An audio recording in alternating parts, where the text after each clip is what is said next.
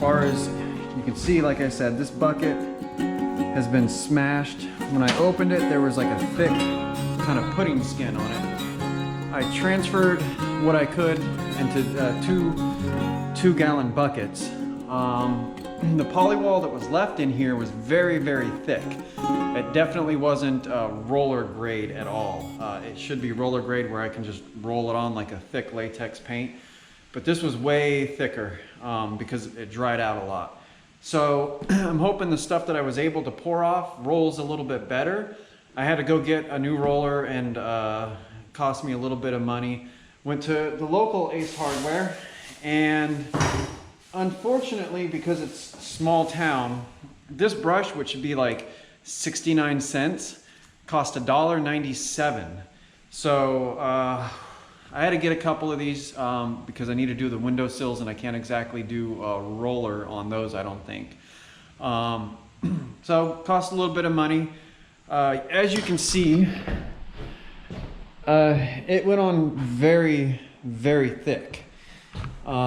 It's a lot thicker than I'd want it to. I think you should be able to see that. I don't think it's going to cause any problems long term as far as you know, building walls and putting a secondary subfloor on top of it. About 40% done, something like that. Well, maybe 30% because I do have to get the perimeter as well as all the seams. And I'm not really trying to seal up the cracks so much. I will do that later. I should have done that first, but I don't have any more sausage left, which is that gun, like the caulk gun. And I'll come back through on the top side and seal up any cracks, and then I'll do the same thing underneath. I'll seal up the cracks from the underside, and then also on all the seams, I'll go over it with the sealer. That way, it kind of keeps some moisture out. So any moisture, like right now, there's all of that water underneath the house because of the foundation, and it's just standing there. So when it gets hot and evaporates, it's going to evaporate up into the subfloor, and that subfloor will absorb some of that moisture, and then it would come through the subfloor, and then especially come through the cracks and fill the whole house with moisture. And we want to prevent that. Also, I don't want the moisture coming up because the seams, basically the seams will absorb the most moisture, and that's where it's the most vulnerable, I believe, is kind of where those seams are, and the edges.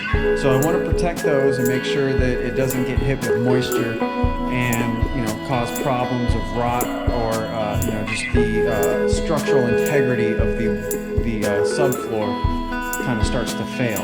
So I'm hoping this next batch is a little bit thinner and I can roll it on a little bit easier, but if not, I'm just going to roll it on however it goes on, and then hopefully that should help, because I'll probably say it 100 times, but a house is an investment. And sure, you could get one of these sheds and pop it up, throw some floor on it, insulate it, and call it a day. But if you want it to last, you're going to have to take the extra steps, the extra investment in money, and actually do it right.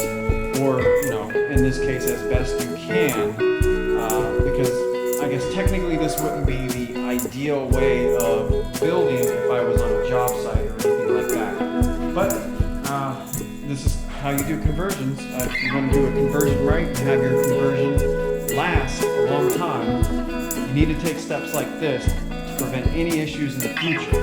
Because while it's empty, while it's easy, accessible, get it out of the way, do it, protect your investment.